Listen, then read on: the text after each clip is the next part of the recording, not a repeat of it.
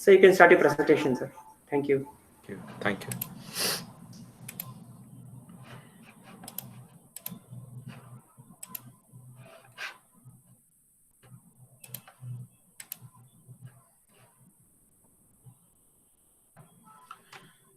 A very good morning, everyone. Thank you for joining me in this very interesting session of this 8 Sense Education to Tackle Climate Change.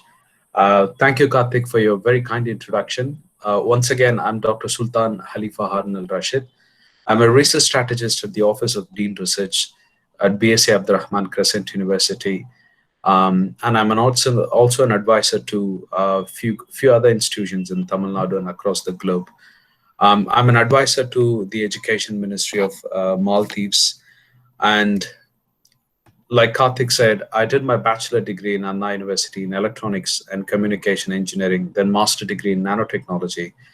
Then my honors in physics at University of California, Berkeley. Then I went on to Imperial College London and also King Abdullah University of Science and Technology to do my research. And finally, I finished my PhD at RMIT University, Melbourne, Australia, and I continue to work as a independent research scientist. Um, um, this interest for climate change has started long ago in my life. I'm someone who hailed from this very humble island called Rameshwaram, which is in between India and Sri Lanka. We have seen quite a lot of turbulence with the sea since childhood, which made me think of what if the sea level rises above its normalcy and my island could sink. Um, Today, I will discuss quite a lot of things with you on different capacity. And I understand a lot of you here are educators, teachers, someone who works for university and policymakers. This is a very comprehensive and a wholesome education for all of us to think of how we should design our future education system and what are the importance we need to give to tackle climate change. Mostly Fridays are my favorite days in the week um, because I've been not working on Fridays for the last 7 years. So my weekends usually start from Friday, Saturday, and Sunday. This is when I got a lot of opportunities to be a part of quite a lot of climate activism in Melbourne and across the globe. I'm a fierce volunteer for One Earth Foundation, and I'm also associated with Leonardo DiCaprio's DiCaprio Foundation to fight against climate change. Now, this is a very important time as we teachers and educators and professors, research fellows, really need to understand the importance of education, especially the alternative education systems that we need to develop and consider in order to dismantle the current rote-based education system where our children memorize and forget things, and also a theoretical form of education that do not give them a quite comprehensive insight towards practical thing and the practical problems the world, the trees, the humans and the birds and the animals are facing, especially when it comes to climate change. Today, we will also have a chance to discuss about why climate change is not considered as a most urgent thing in comparison to coronavirus. When the coronavirus came in, we locked ourselves. We were okay to lose our jobs. We are okay not to go outside our house, stay hunger, and we did all sort of precautions just because we are so afraid that probably this coronavirus will kill ourselves immediately. But why we are not considering about a climate change that could actually is in a near future could kill us, our future generation, our children, our children's children, and their progeny. So I want to give a very deep insight to each and every one of you here. And also, I encourage all of you to participate in a dialogue with me to find out an alternative ways how we can educate our children, the future generation about climate change. Ladies and gentlemen, it's the time to make life more important than the curriculum of our education system. It is time to ask what education is for. It is the time for the teachers to take a stand and become heroes of the future. We are risking the ability of human race to survive. We urgently need to learn about climate change, renewable energy technologies, and the possibilities. Climate change is the moral issue of the time.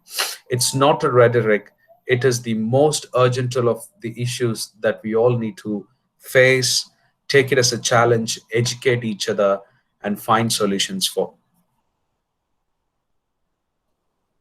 Literally, we are dying.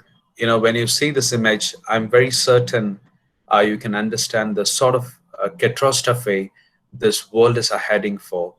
In the year 2019, 400,000 deaths are on the globe. This is possibly because of so many factors, that is, lack of food, lack of water, disease. It's because of fire accidents due to the bushfires, high rise in global temperature, which caused a lot of disease, which I will discuss much and much in detail in the coming slides. But all I want to tell you is just one thing, that we are heading for a disaster. If we have lost 400,000 people in the year 2020, I want you to think of 2030, 2040, and 2050, the sort of problems that the human world is going to encounter because of climate change. And bear with me, I have a lot of stories, and don't feel like I'm a storyteller making you feel like a school children or a college going children.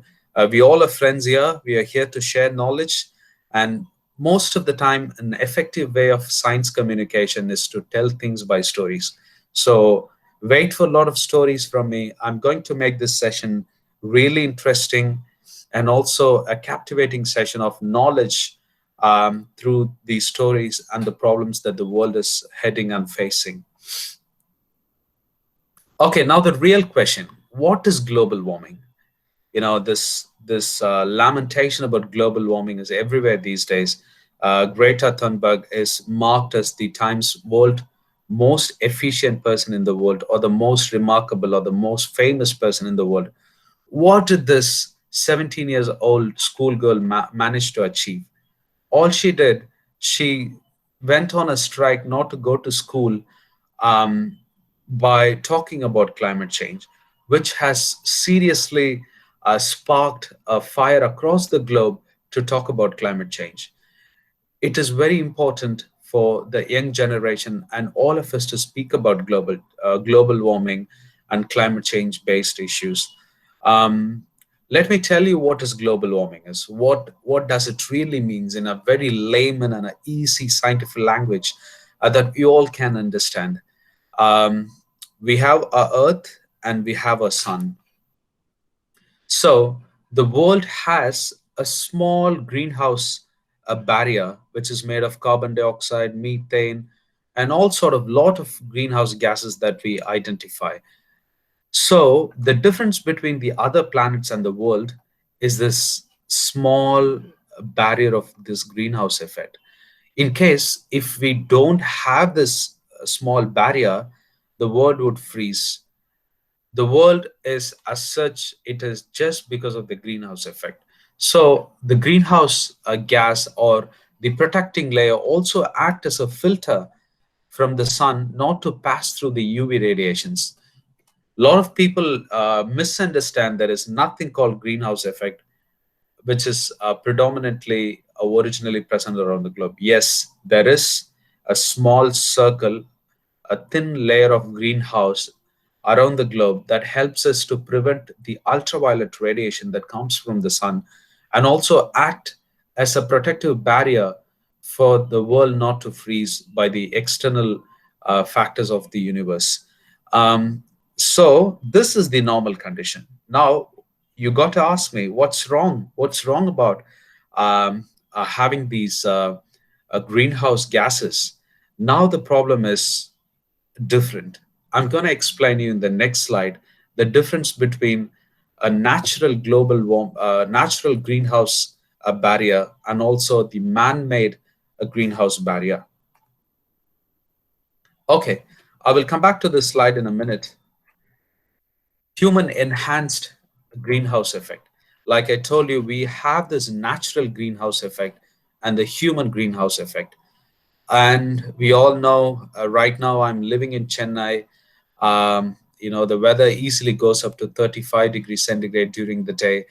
And previously, I used to live in Australia for the last 6 years, and the sun at times go to 45 degrees centigrade during summer. Imagine how hard it could be for us, for the little children, for the animals, for the insects and the birds. Um, okay, here you go. Here is the greenhouse effect, which is made of methane, carbon dioxide, oxide. Um, what happens is the solar radiation coming to the earth, and again, these layers act as a barrier to filter the ultraviolet radiation. Now, what happens?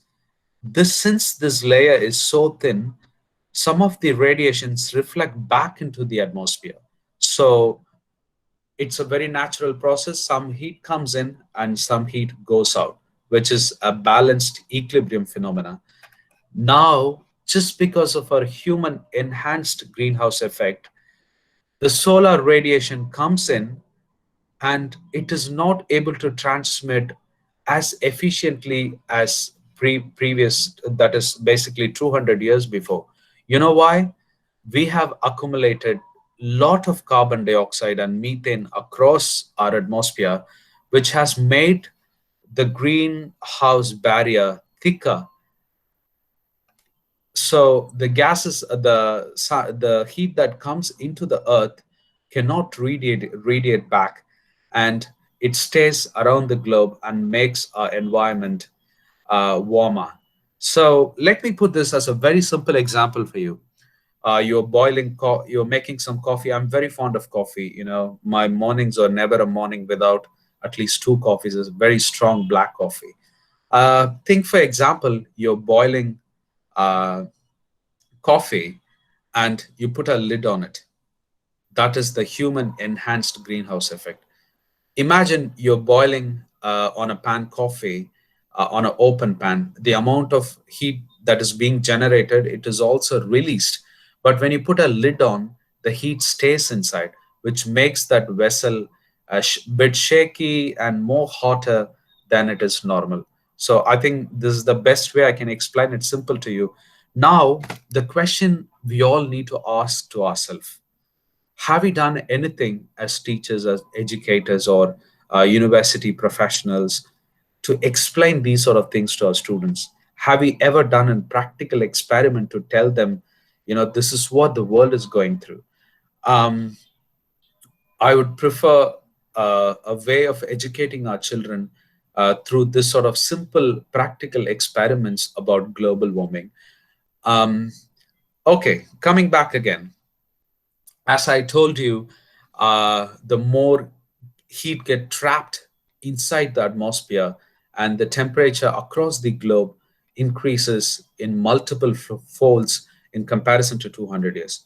Okay, why this is started? There's always my favorite thing about science is why, how, and when in science. This is a question, as a scientist, as a teacher, we all need to ask ourselves all the time: why, when, and how.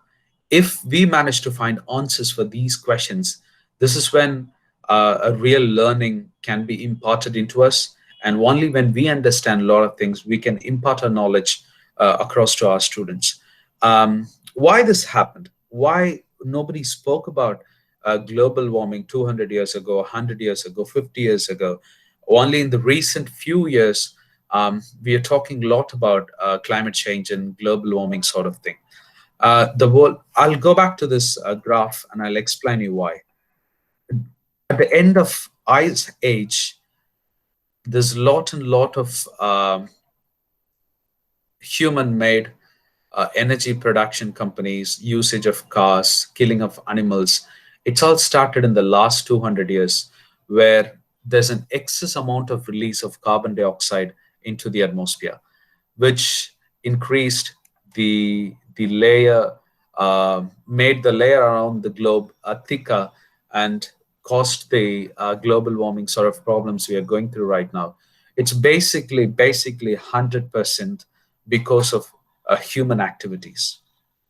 Um, we burnt coal, we dug out all the fossil fuels, we cut most of the trees across the globe, a good amount of trees, tons and tons of trees to construct houses, to live a very sophisticated life, which actually reduced this carbon balance. Number one is we increased the carbon balance, sorry, we increased the amount of carbon emission.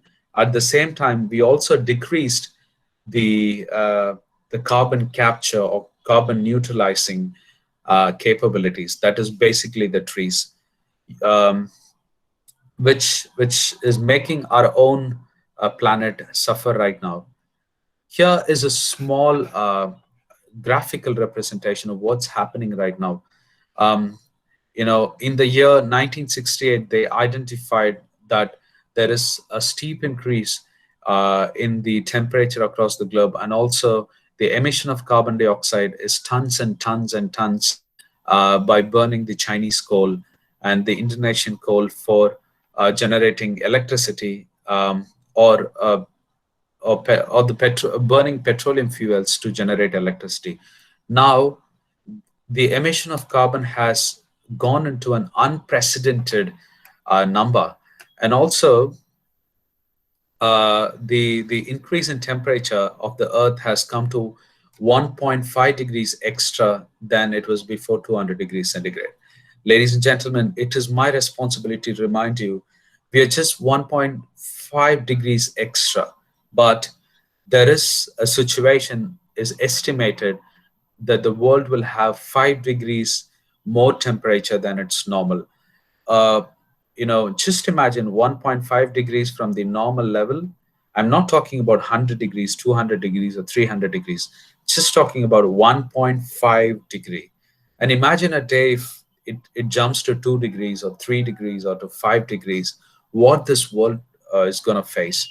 I have a lot of examples as I walk through to present you um, the catastrophes and the possibilities that we could face because of this increase in climate change.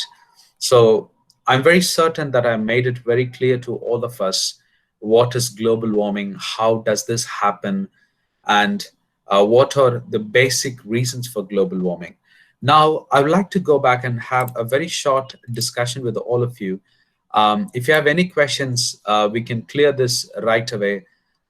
You can ask me or post me questions, and I'm happy to answer this.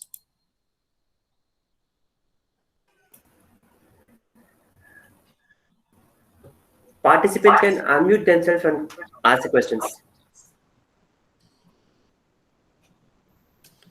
Or Yeah, just give me a feedback if the session is going interesting for you. yes, it Sultan is sir, going. one Mr. Praveen is online to ask you. Sure, sure. Yes, Praveen. Yeah, yeah. Thank you. Thank you for the insight into global warming. What I want is we need a lot of data to analyze all these things, and that too at the global level. Mhm. So, how do we get the access to such quality data? Because I tried to work on this issue, and I went to this Mausam Bhavan also in Delhi, where I wanted to have the data for the South Asian region, but uh, getting the data itself became a challenge. So, how to Okay. resolve the issue? Uh, Praveen, sir, thank you for this very interesting question. I'm someone who always speak my heart with a lot of honesty and truth. If people are giving us the true data of everything, the world would have not faced the problems that we are facing today. Even for that corona data across the globe, do you really believe the sort of numbers they tell us on media is true? I No, don't think so. No, absolutely no. So the problem is the biggest emitters across the globe is China, India, United States of America. And we as people sort of worship the American culture, and we sort of think that they are ahead of us in everything. But a simple power plant or a coal industry would not give the real emission of what they really emit into it. Now, like I told you, it's not always just the emission of carbon dioxide. It also the deforestations and other source of emission that is added. We don't really have a real number of how many cars we have across the globe. We say, oh, probably 10 billion cars or 5 billion cars. We don't even have this real data of how many coal mines and how many power plants across the globe. So to be very honest with you, the number of trees that's been cut, or the number of the tons and tons of greenhouse gases that has been emitted, is really a mystery. None of us know this. Anything that you see from World Health Organization or from the other organization, they're just merely numbers. But what I'm trying to educate here to all of us is, let's not be so concerned of that numbers. Those numbers are going to be always a lie, or just a justification that would make a fool out of ourselves. We need to act in a different way in educating the future generation and ourselves, to cut the emission, or to grow more trees, or to make every small and bigger steps that we can predominantly save ourselves and the future. So this is my understanding, being in this field of climate activism for the past 8 years. I hope my answer makes some sense to you. Yeah, definitely. And I'll definitely be connecting to you on this issue even after the workshop. Thank you very much, sir. Thank you very much. If I have time for one more question, and before I jump into the presentation. Okay. Thank you very much. We go back to the presentation again.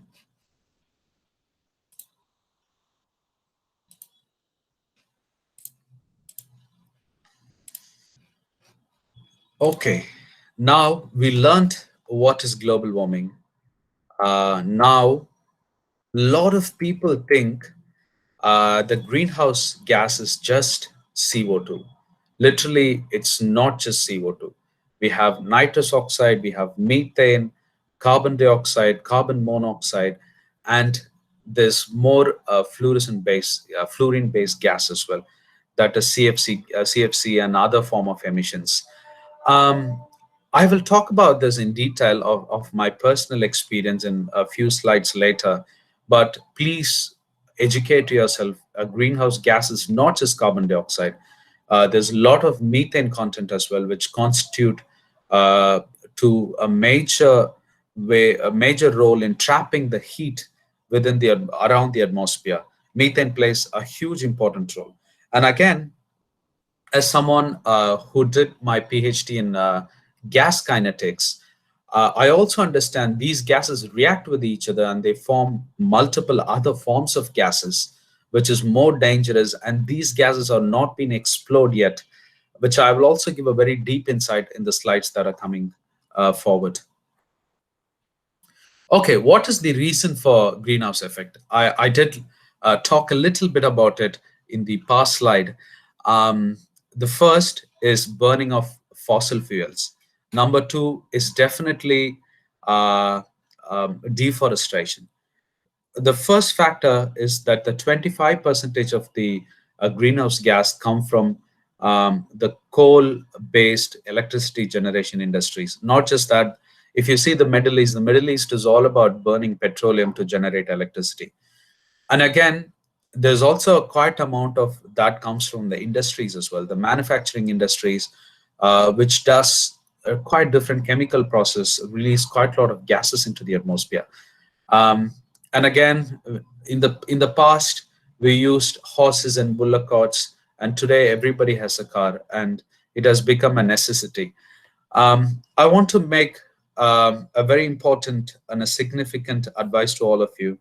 Living in the Western world for the last 12 years, even a vice chancellor of the university would not use his car until otherwise it is a necessity. The people in the Western world understand even a small amount of a carbon emission.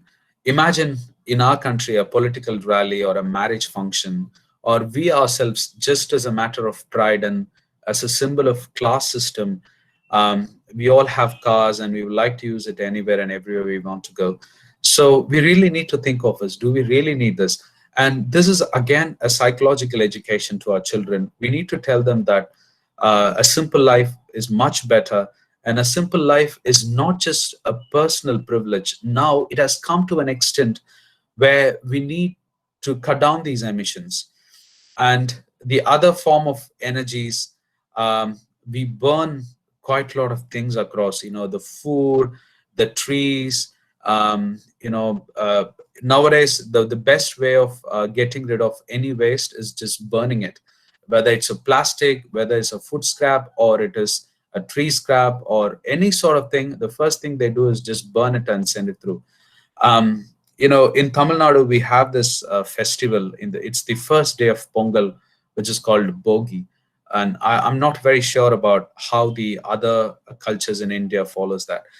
If you see, I'm completely against that festival. It is a form of burning quite a lot of the waste. We don't, in the 21st century, we don't proactively think to recycle it or use those old materials in a different form or give as a charity to somebody. We straight away burn it, and burning is a celebration here. And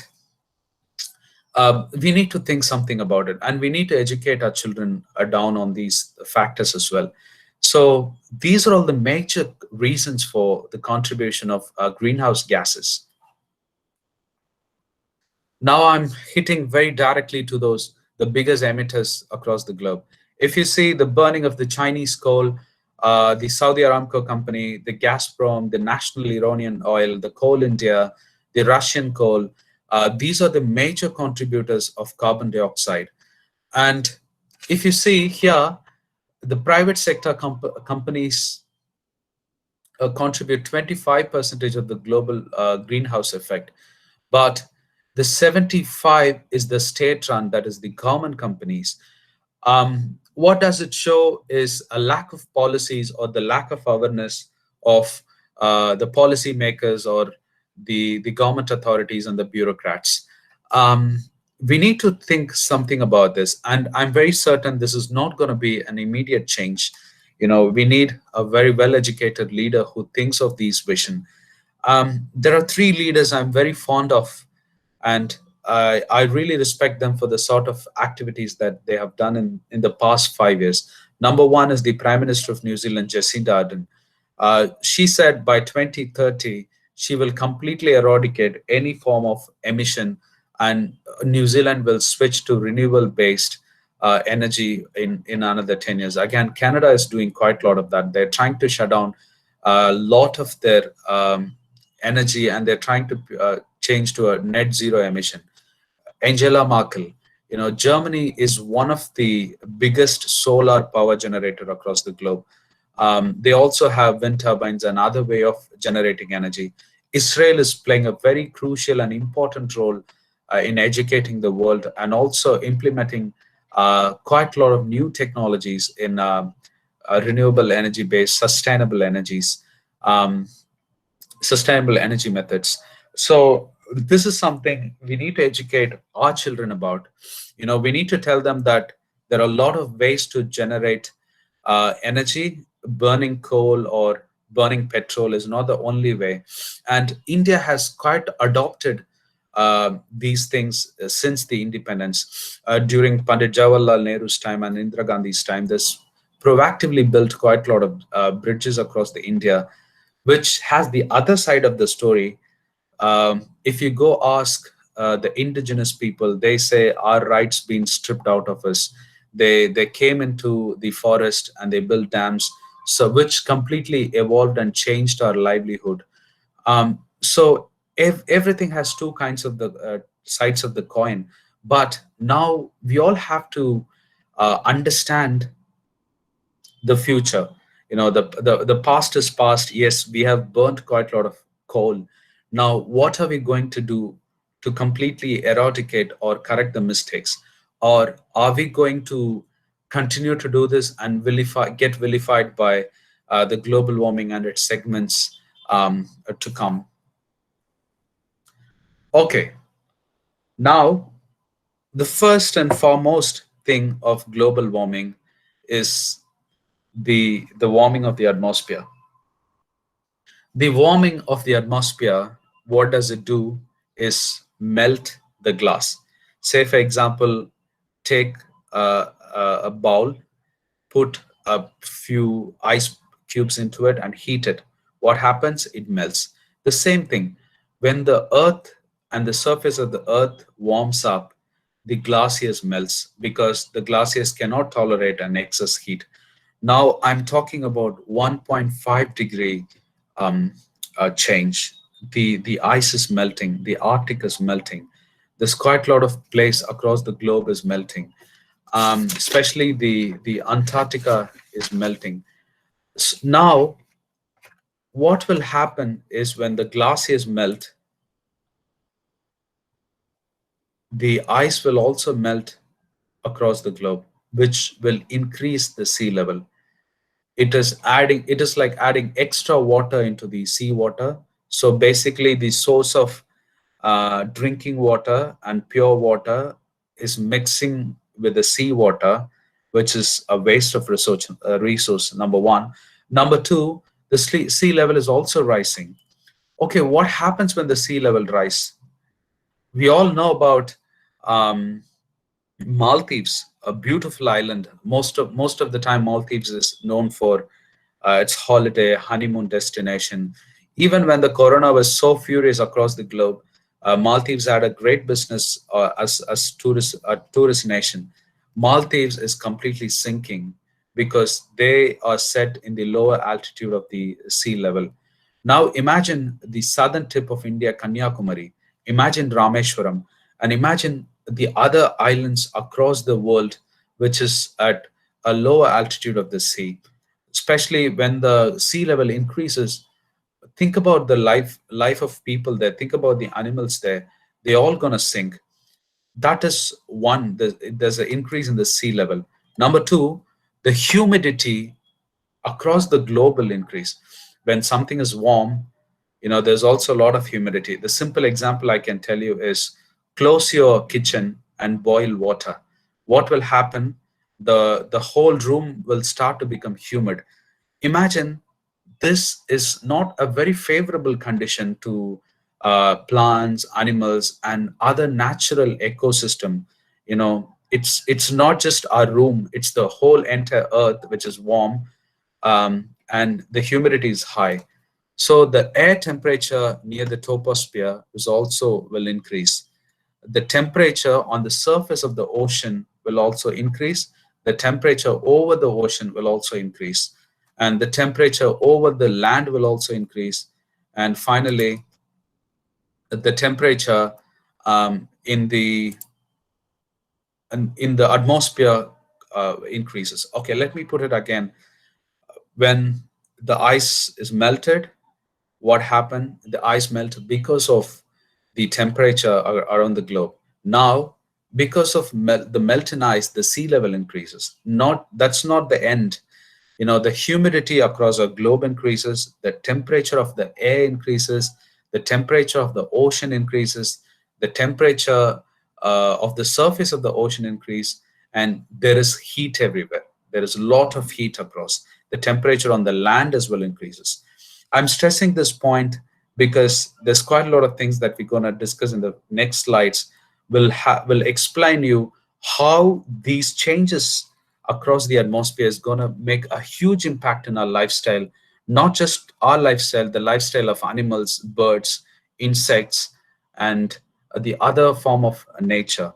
Now, it's not just insect, it's not just a wolf, it's not just a bird. They contribute quite a lot to our lifestyle, which I will explain you in detail. Okay, this is a figure of the Arctic Iceland. You can see the red border is the original shape. Now you can see how much ice has been melted since 1979. They believe more than 20% of the polar ice is gone. And they say by 2030, that is literally 10 years from now, there will be no ice left in this region. Can you imagine a whole chunk of ice that is melted. We lost the pure source of water, number one. Number two, they all mix into the sea, and the level is going to increase. So, what sort of catastrophe, or what sort of problems that we're going to face? These unprecedented problems that we're going to see in the future. By 2030, 10 years from now, we all believed probably climate change is nothing, it's just joke, it is a lie, it is a rumor. 10 years from now, ladies and gentlemen, can you believe this? And what about 2040, 2050? Yes, probably we may be alive, we may not be alive, but imagine the situation your children and my children and everybody's children on the globe is going to face, and the next generation is going to face. 2030, no ice. This is something we all have to be very cautious and educate our children about. Okay, I'm going to tell you a very interesting story of a wolf. A lot of people think global warming could be a problem only to human beings. Not at all. Global warming is the first and the foremost problem to insects, plants, birds, and animals in the wild. Let me tell you, sorry, I have some notes for that, so I have to look into it a little bit. In the year 1954, the Yellowstone National Park, they introduced a new scheme. In 1954, they identified this Yellowstone National Park in America is completely dry and there is no trees, no grass. The reason behind is wolf. What we did, humans, we went and hunted all those wolves for meat and for the skin and for other reasons. So basically, the wolf population in the Yellowstone National Park has completely eradicated. This has a connection to the deer population. The deers and the Alps, they increased to a massive number just because there is no wolf to hunt them. Humans hunted the wolf, and since there is no wolf, the number of goats, horses, other forms of deers increased. What these animals did, they started eating every single grass in the national park. They did not even spare trees. They ate anything and everything, which made overgrassing. Especially, they were also grassing in the river bends and the river banks, which what happens is because of the overgrassing in the river banks, usually there is a natural pond or a dam that is built for the fish to breed, fish to reproduce. So since these places were completely eaten, this natural dams did not exist. What happened is, just because of that, the number of fish has declined in the rivers in the Yellowstone National Park. When there is no fish, it completely affects the water ecosystem. So again, the fish, the birds depend on the fish, then the beavers and all the animals. This routine cycle. When there is no birds, all the birds died. The number of insects increased. Again, they contributed quite a lot to the damage of the ecosystem. So the American government saw it, and what they did, in the year 1974, they introduced 31 wolves into the Yellowstone National Park. 31, 7 of them are male and the rest is female. They bought these wolves from Canada. So now there's lot of deers and horses and goats and other form of mammals. These wolves came in, they started hunting them slowly and gradually. In 10 years time, the number of wolves also increased. There was a decrease in the population of the deers. Now the trees started growing in its natural level because there was no overgrazing. Then slowly the grazing across the water boundaries were stopped, so the fish population increased. It took 50 years for the Yellowstone National Park to come back um, to its original condition. So in the year 2018, the American government introduced this policy called the anti-wolf policy. It means in America, you can never hunt a wolf again. If you hunt it, you spend all your life in jail. So just imagine, we thought, what, just a wolf? It is not even a useful animal. It is not chicken, or it is not beef, or it is not a lamb or a goat that we humans love to eat. Just a wolf, it's a form of dog which has no use to the ecosystem. That's what we think. Ladies and gentlemen, this is a very deep education that we need to give to our children about zoology and botany and ecosystem and the marine ecosystem, the insects, the flowers. If you ask me if the conventional education system right now gives this sort of information to people, definitely not. To the children, not. We show these animals as a form of an entertainment in the National Geographic channel, or just to, these days every child is with a mobile phone while they eat, and all they watch is a cartoon or a video of an animal. But we need to tell them these things, about how important role these animals play in our lives.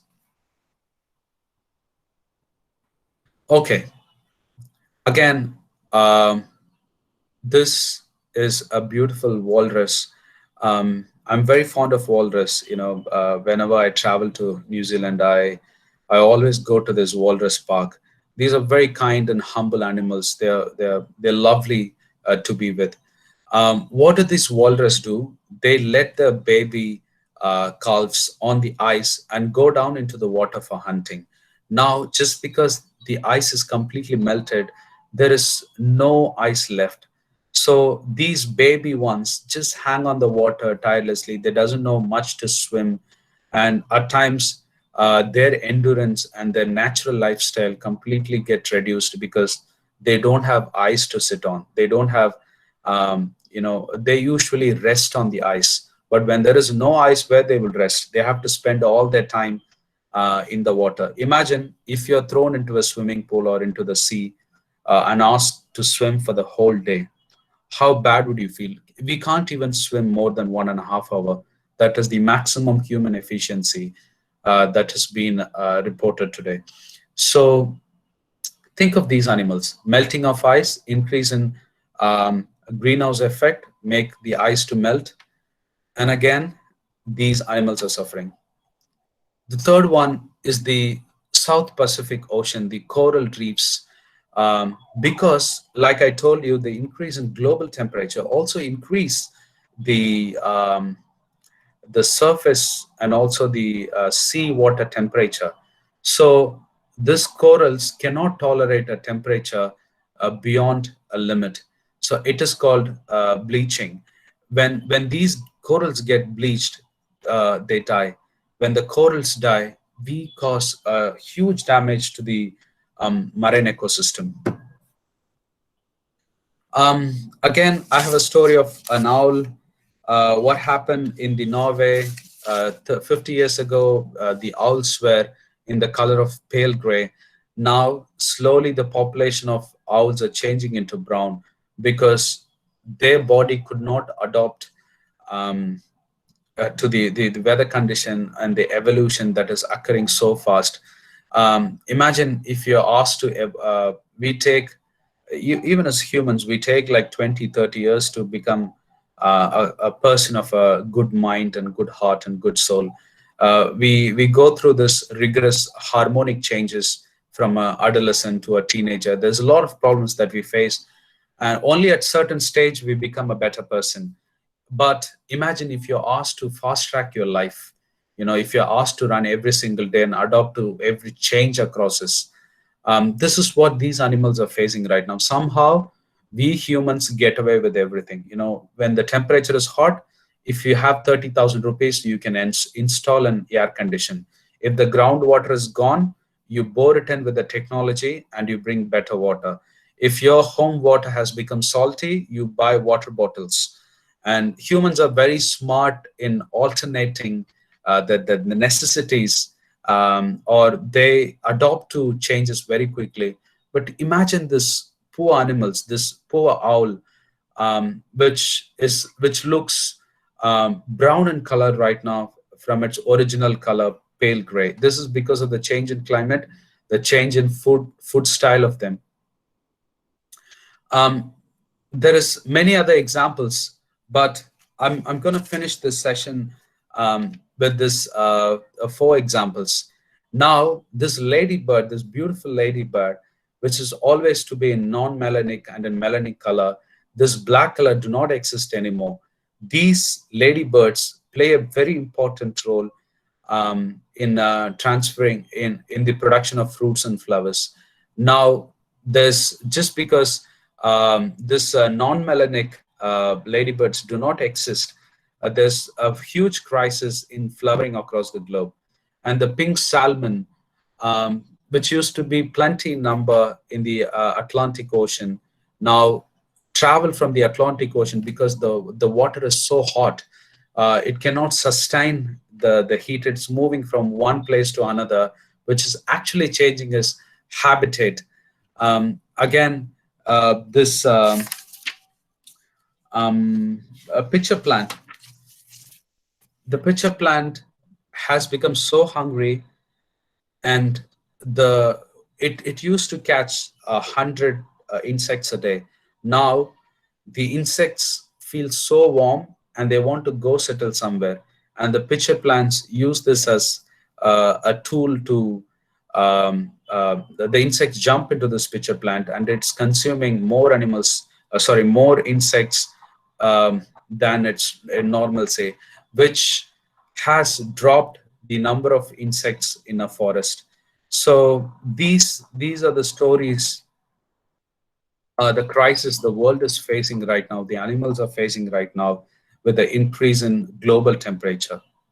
Again, we will have a 5 minutes break, and this 5 minutes break, we can use it as a small chat session.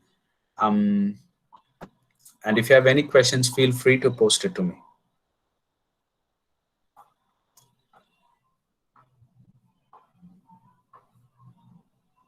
You can also give me feedbacks about how have you felt the session, and what sort of ideas or discussion you're looking forward in the next session to go. Participants can unmute and speak up. Good morning, sir. Good morning. Assalamu alaikum. Walaikum assalam, Mr. Ansari. Yeah. So the thing is that you had talked about the wolf and the different aspects. The example which you have given, it's very much appreciable, and you are coming up with some sort of statics. My question is with regard to the thing which you have put up, that whether eating of this goats, buffalo, and these things, does it impact on the environment? Because you have used this for animals especially. Yeah. Okay. Can somebody else? I expect only one person to talk at a time. Mr. Ansari, can you please repeat your question? Okay. Oh, 1 minute, sir. I think my background noise is disturbing me. Yes, yes, sir. Ansari, sir, your background voice is disturbing, it seems. Yeah. Please 1 minute. unmute it. Yeah. So my question is that at the time of your explanation, you had mentioned that the goat, buffalo, and other things can impact the killing or slaughtering of this animal can impact Oh on yes, the yes, environment. yes, yes. Yeah, That is absolutely true. The yeah, overconsumption of animals also release quite a lot of carbon dioxide, methane into the atmosphere. So it is for sure that killing of animals contribute to the global warming and also greenhouse effect. But you should ask me one more question. Like, humans been hunting and eating since the inception in this world, but why never global warming happened then, and why it's happening right now? If you ask me, the consumption of animals contribute only 8% of methane and carbon dioxide, but it is adding to the excessive amount of carbon dioxide released from the industries and from the coal industry. So it does contribute, but it is not the major contributor. Okay, sir. I was, thinking in that same way. Oh, thank you for your answer. Welcome. I have time for one more question, and we will start the session back again at Sir, 10:10. I have two questions. Sure. If any data approximate how much carbon dioxide emit in world in a day, for that, how much oxygen is needed to neutralize it? How much oxygen? Oh, yes, yes, yes, yes. I really wish, Miss Farhana, if I know this Do you answer for this. understand? Do you understand me? Yeah, yeah, yeah, I do understand. I really wish. And another Um, question is a middle-sized tree, how much oxygen emit per day? Tree. oh, tree. Okay. Miss Farhana, I will come back to you because I have a concept to explain to you on this, and I have a specific slide for that. I will answer both of your questions as I get there. Okay. Thank you. Maybe I'll take a minute break and drink a little bit of water, and I'll get back to you. Thank you, everyone.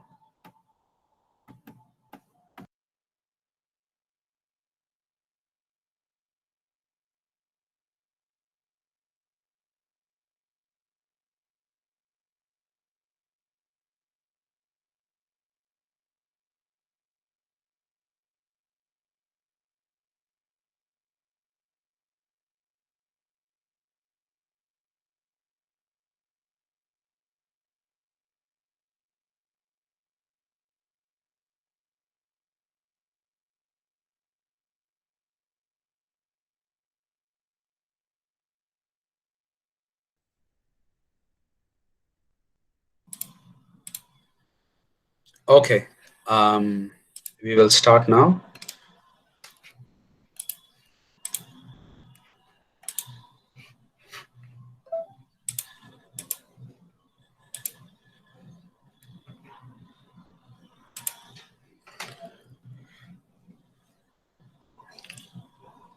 I hope the first half of the session was a bit useful to you and a lot of information being transferred.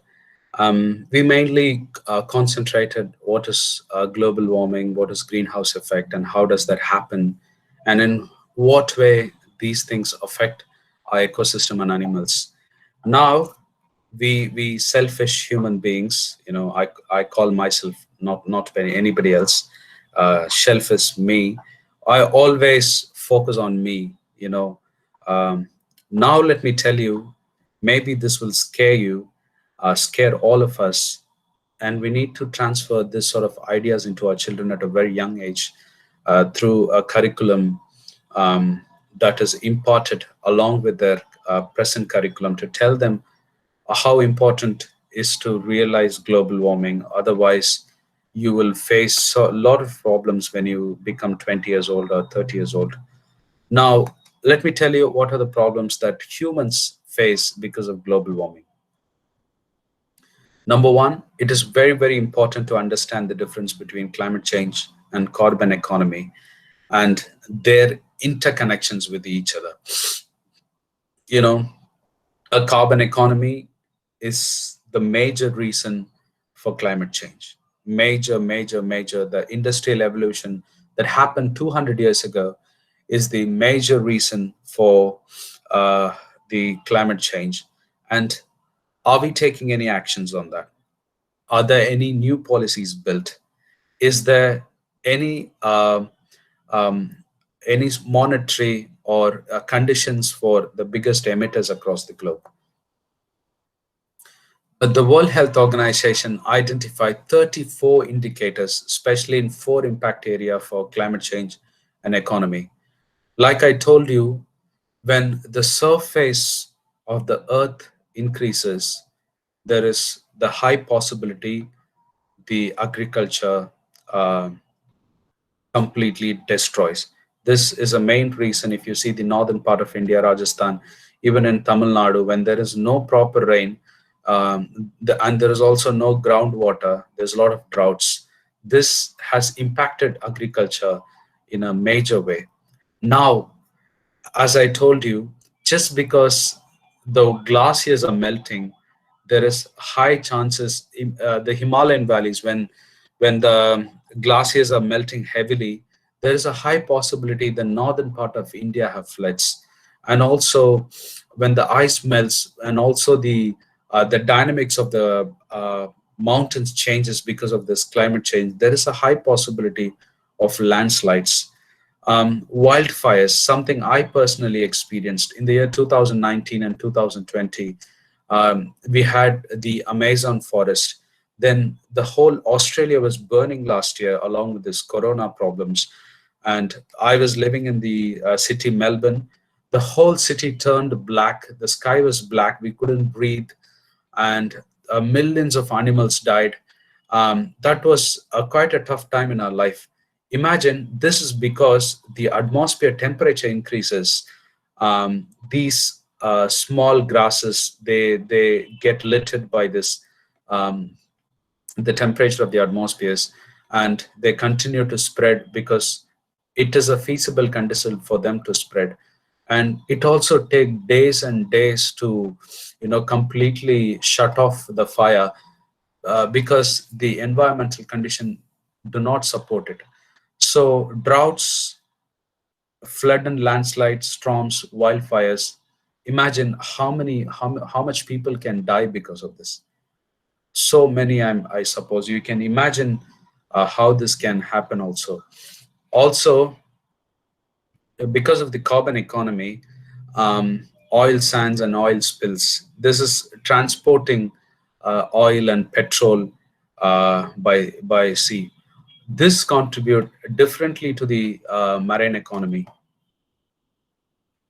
Now, how the habitat changes. Say, for example, the biodiversity, which I explained it to you in the previous slides, and desertification. Just because the temperature is so high, the trees cannot sustain, the plants cannot sustain, and that green part, which was 20 years ago so beautiful green, now has become a desert now. Because of climate change, a lot of people also migrating. The farmers have no job, so they have to leave whatever they were doing in the past as a farmer and find alternative jobs, move across from one part of the country to the other part of country looking for jobs. And also the sea level is rising. The quality of water is declining just because the freshwater sources or become saline because of the increase in the seawater. The water quality also completely declines. Imagine what sort of problem these can cause us to an economy of a country. A country like India, imagine if the northern part of India has lost agriculture, the people from the northern part of India might move into the southern part of India, and this will cause a lot of social chaos, the cultural chaos, economic chaos, and literally people losing their real lifestyle and have to adopt to change in lifestyles. And again, 2 years ago, we know what happened. Leonardo Dicaprio, he tweeted the water crisis in Chennai, and we can hardly breathe in Delhi. It's full of air pollution. I have also the industry stress how the agriculture, fisheries, hydro energy, tourism. Imagine if Maldives sinks, and if there is news around the globe that Maldives is sinking, their economy is purely based on tourism. Imagine Australia. Australia has a lot of bushfire these days. A lot of people used to come to Australia for tourism. So their GDP reduced by 7% because of not many tourists visited Australia in the year 2019 and 2020. So the global warming is showing his ugly face in every single field. It is not just showing it to the animals, it is showing it to us in different ways. Now, they estimate there will be 250 deaths in the year 2030. And as the number increases, there is possibly 7 million people can die from pollution in 2030. They also say we might spend $2 to $4 billion to pay for the medical problems a human can face. Like I told you, because of the change in environment, the pollution and the pollen grains will cause more allergy and asthma, which can cause damage to our lungs. Say, for example, when there are not many insects which take care of the pollen grain and its pollen grain based regeneration of fruits and flowers, these pollen grains will start to fly off in the air. Like our body could not tolerate corona. Now imagine this pollen grains also go into our lungs, which is going to cause a lot of allergy-based and asthma disease by the year 2030. And this is not just to India. This is a survey for the entire world. And they also estimate now we are at 1.5 degrees centigrade increase, but they lament it is possible the temperature will increase to 4 degrees centigrade. Like I told you, I'm going to talk a little bit about how the forest fires going to play an important role. Imagine these animals, they are roasted, they got completely smacked by this heat. And this is a picture from the Amazon forest. And this was a picture from Melbourne, Australia, where the forest fire came so closer to human beings, and a lot of people lost their house, people lost their properties, family members, and literally for more than 15 days, the sky of Melbourne was black in color. And here is a map of how Australia will look like in 2030. The dark red spots are the places where there is high possibility of forest fire, which is literally 40% of the country. Imagine if the global temperature is going to rise like this, the whole Australia has a problem of sticking into this forest fire issues.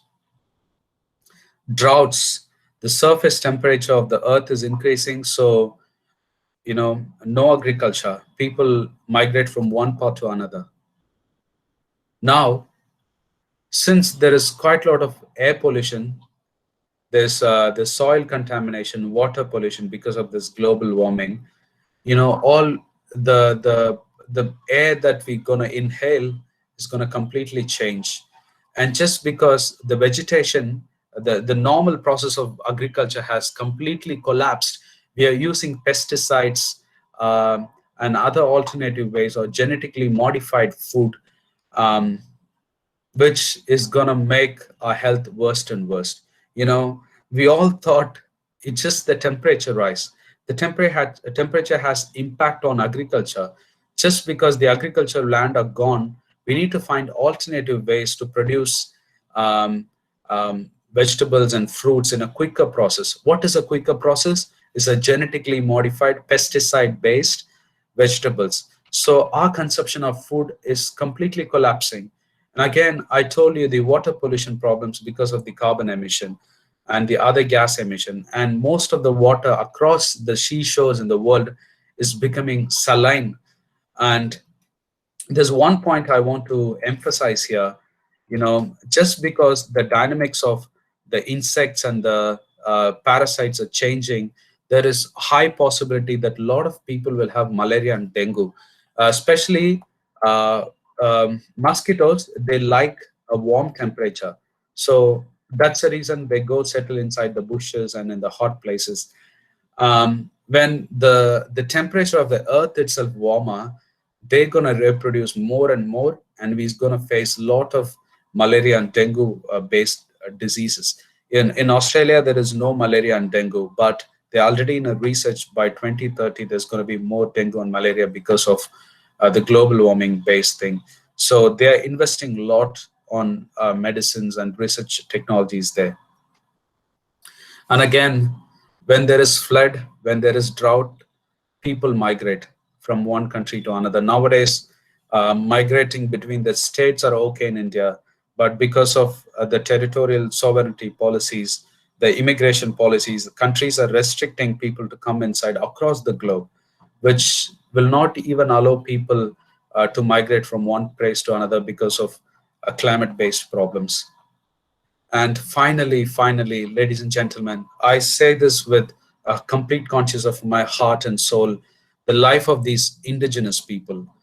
Someone who is completely dependent on forest, animals, and river valleys, especially in Africa, especially in Madhya Pradesh. There's quite a lot of places where there's a lot of forest. Indonesia, Chile, the South America. What these indigenous people gonna do? Imagine you and me in a computer era, 21st century, living in apartments, having a good salary, water resources. We survive.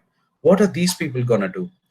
It is important. It is very, very important to add empathy and compassion as a part of our education system to tell how the other person would feel when there is an issue.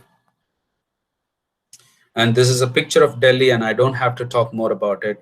And thanks to the Chief Minister of Delhi for taking quite a lot of initiatives and also the central government for eradicating air pollution in Delhi.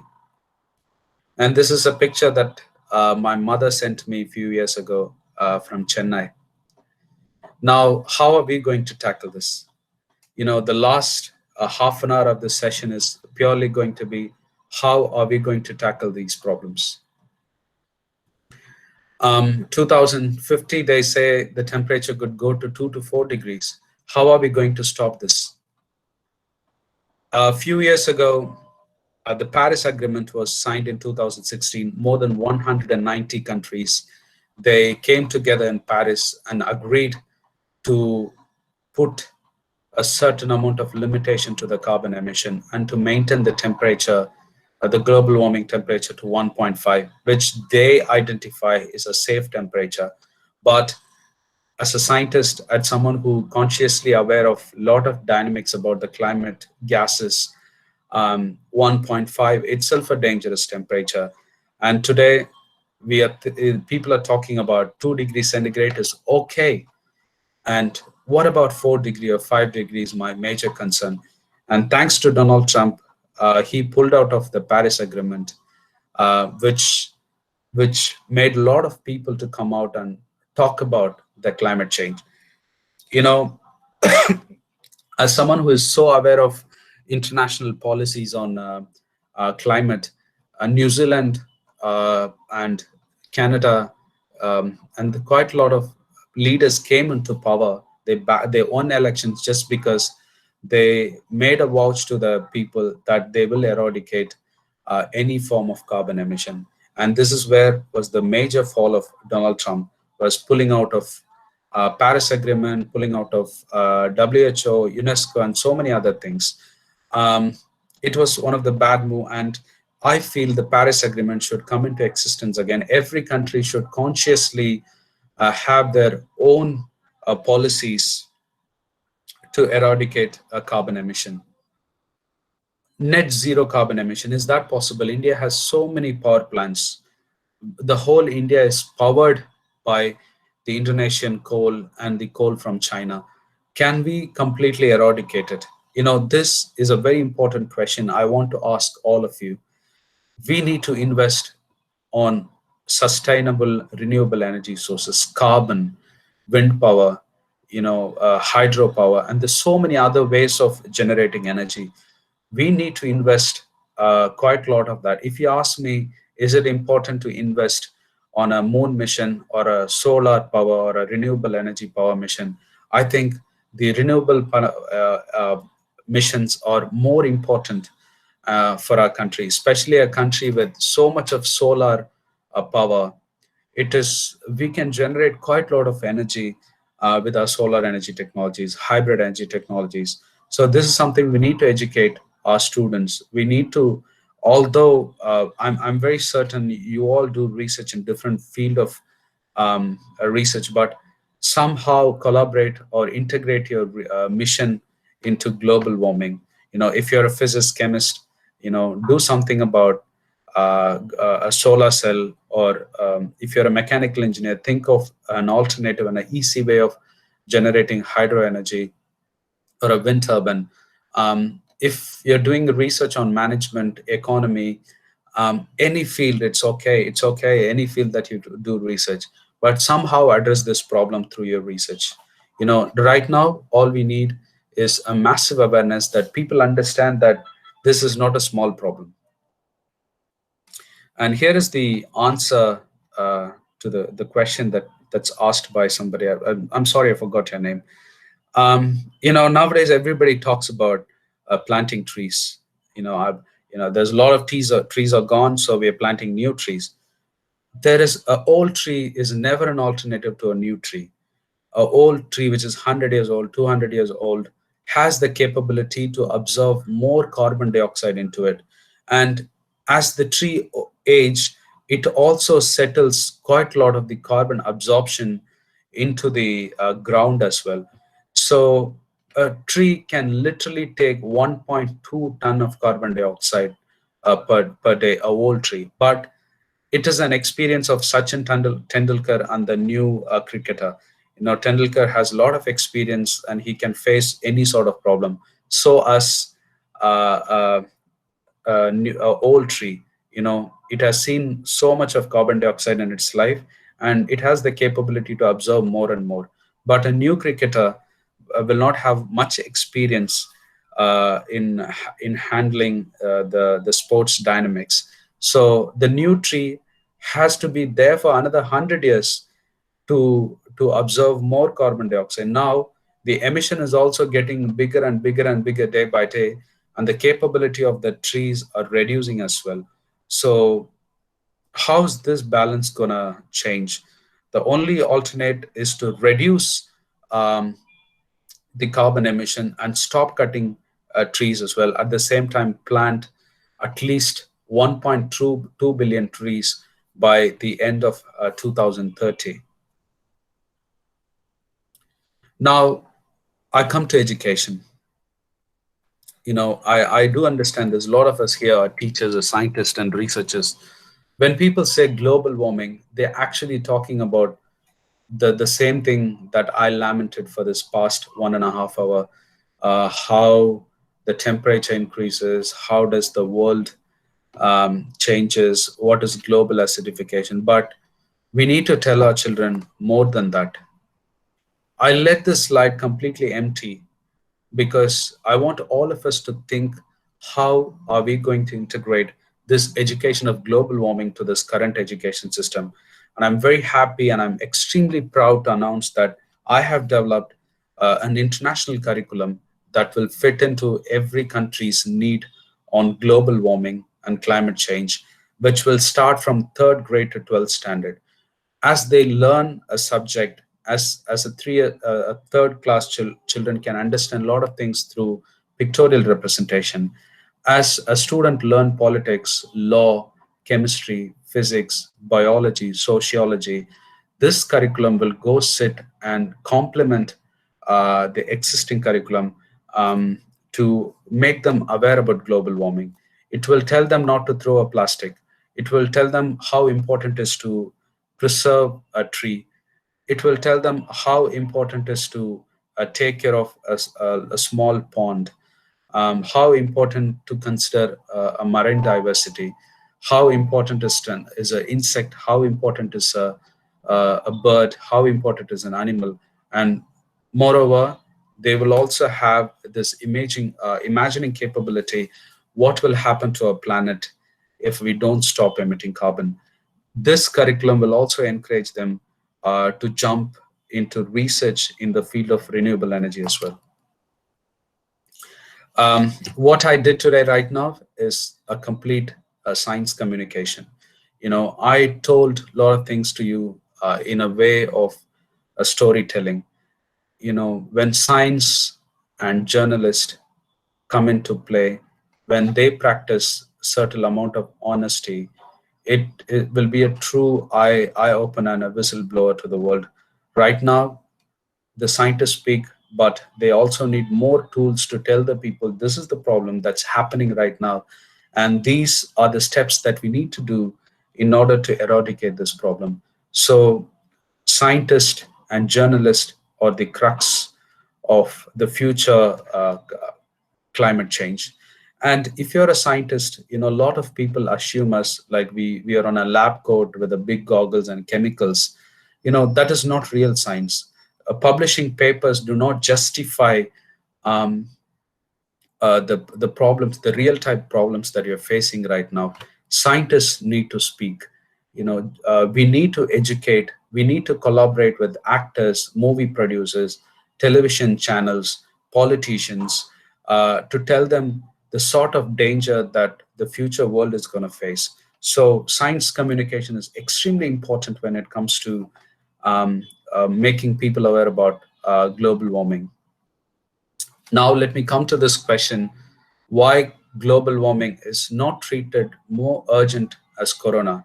Just because corona can kill the rich people also. Corona, I like corona for one matter. Corona is the most, um, uh, you know, most nicest element in terms of eradicating race, religion, culture, skin color, class system, this Indian caste system, whatever the differences, a human can be separated. Corona has told this world that you all are human, you all will die if there is a disease. The pain is same for everyone. The necessities are same for everyone. This is something I learned from this whole process. Now, the world is taking quite a lot of action on corona measures just because of anybody can get corona. Even the wealthier people can get corona. But global warming, are we considering that like that? Just because people in the forest are suffering, some animals are suffering, and we humans can adopt to any problems that that the climate can cause. There will be a day, possibly, humans will be defeated completely in front of global warming. We really need to prepare our children for that. We really need to prepare ourselves for that. We need to do things that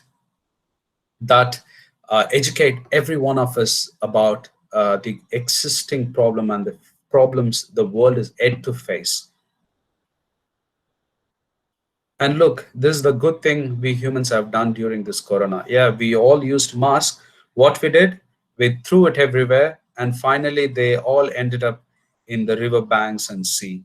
So there's two questions. A lot of people ask me during corona time, there's quite a lot of cars did not work, industries were shut.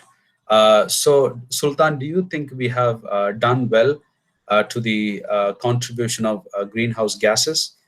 Ladies and gentlemen, we have done a damage in another way to this environment by throwing all these used masks and polythene, gloves, and everything back into the sea, back into the rivers, which has caused quite a lot of problems to the marine environment. And again, these things going to fire back at us.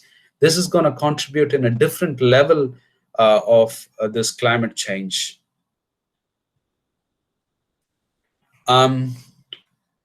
I thank Crescent University for giving me this opportunity to speak in this. There's quite a lot of role models I have. Dr. APJ Abdul Kalam, he's a fierce lover of nature, and the whole India, the whole world look up to him. If you love Dr. Kalam Saab, it is very, very important that you plant a tree, you educate about global warming. And here's my mentor, Nobel laureate Harry Kroto. I worked with him during my days in University of California, Berkeley. He always told me, Sultan, a scientist or a researcher or a teacher should be a good communicator. Until otherwise they don't speak about injustice, their role is not justified as a teacher or a researcher, as a scientist. What are you going to do by publishing all these papers and getting all these positions as a professor, an associate professor, or emeritus professor, whatever, scientist, but you have not really contributed to the world? I also thank my school teacher, Mrs. Nason Jaising Annalpakyam Tangaya. She was my English teacher from 5th grade to 12th grade. One of the most sound human being I know in my life. The sort of insights that she has given me at a very young age made me love nature, made me love this planet, people. And I also thank every single supervisor of me who always encouraged me to participate in activism related to global warming. And I acknowledge Dr. Nikat Hamza for organizing this faculty development program, Dean Research Raja Mahmed, and the Deputy Dean Khurshid Alam. And I also thank Karthik for coordinating with me and organizing this to be a very successful program. And I thank each and every one of you for participating. I'm a part of Leonardo DiCaprio's DiCaprio Climate Foundation. Leonardo DiCaprio said in his Oscar speech that climate change is real and we all need to face it. And I also repeated, we should not, be scared, or we should not be put on by this hunger of power, this hunger of money. We all need to speak in our capacity against the atrocities the world being put into. And this little inspiration for me is Greta Thunberg and Dr. David Attenborough. He's a legend. He's been talking about climate change for the last 30 years. But I think Greta has catalyzed this whole mission of speaking for climate and the welfare of people. And I really admire her courage for that. And finally, there's a saying that Buddha got his enlightenment from the tree. It is very true. It is very, very true. Humans have used more weapons on trees than to anybody else. We have cut them, chopped them for our needs, but still they are very giving. At times I think a tree is more loving than a mother. No matter, because our mother is very forgiving. No matter what we do, she forgives us in the next moment. But these trees who do not have any biological relationship with us, we have done all sort of damage to its ecosystem, this nature, this birds, these animals, but still they love us, still they contribute towards us, which is an empathy we need to embark, and we need to educate our children, our students to love the nature and be lovable to trees. Thank you very much for this opportunity. And I hope this session made good insight to all of you about the actions that we need to do as a teacher and as a scientist in terms of educating ourselves about global warming, climate change, and the sort of knowledge that we need to impart to the future generation to come, and to motivate each other to be in this mission to save our planet. I thank you once again. Thank you for this amazing opportunity. Thank you. Participant, any more questions?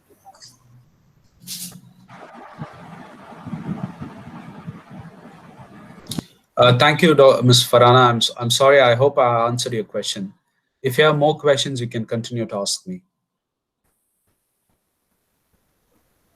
Also, Dr. Ansari here. Yes. So you have talked about the mask, right? And the ways Ansari, to sir, please, your background music is very high. Could you please calm down? Okay. Yeah, now it's okay. Fine now. Okay. The thing is that, sir, you talked about the mask and the wastage of mask. Can you just let us know that how we can come up with the solution? The best solution is to use, a cloth-based mask, and spreading an awareness not to throw the mask around, and a proper recycling procedure. This is basically possible by spreading awareness and also educating our children not to throw mask around, educating the adults. The government need to come up with certain strategies using the act. In India, anything an actor say, everybody listen to. They should do a bit of science communication and tell them that this is also going to add more damage to the planet. So basically awareness, and also certain protocol to manage these masks. Okay. Is there any institute who has worked upon this process, sir, regard to mask wastage? Any Um, institute? so what we did in Australia, we kept quite a lot of mask collecting basks around everywhere in the public places. And we also asked people to segregate their waste when there is a based waste. We encouraged people to put it aside and we collected it separately. So this is basically possible in a smaller level by institutional policies or the governmental policies. The government should take action, and the if it is a university or a school, the school should educate and take necessary action to do it. Okay, sir. Thank you very much, sir. You're welcome, Ansari. Any more questions? Participants can unmute themselves and ask questions, please. I would also appreciate if you have more comments on my presentation. Sure. How can we involve students in outreach activities relating climate at PG level? Thank you, Preeta, for your kind question. I started, I'm from a fishing island, so we had this love for sea from a very young age. But when I started learning about climate change for the past 8 years, I started it when I was 20 to 23 years old. So I was past the PG level. Basically, informations and awareness programs made me fall in love with climate activism. So the problem is quite a lot of us do not know what is climate change, and probably by looking into a session like this, a lot of us would get a lot of idea about what is climate change and what it can do to us. So we need to conduct quite a lot of programs like this in university and school level to educate our children about it.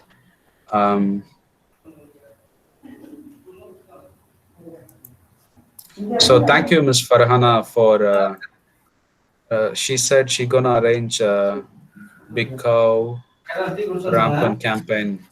Thank you for that. Thank you for that. We all need to do that, and we need to do that on a monthly basis. We need to do that on a daily basis. Only then we can educate a population like India, which is 1.3 billion people. So a lot of you are asking for my contact details, and is here.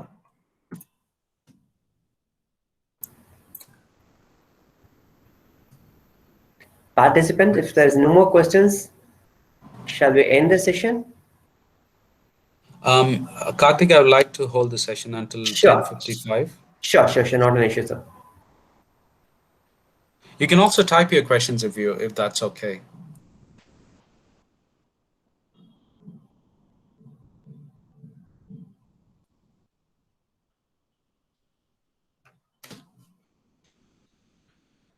Okay, looks like there's not much questions.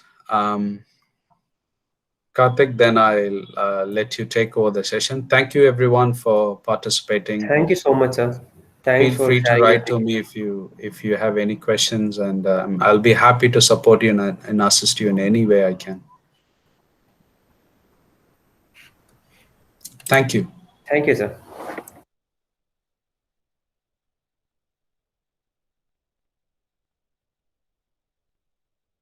And participants, I would appreciate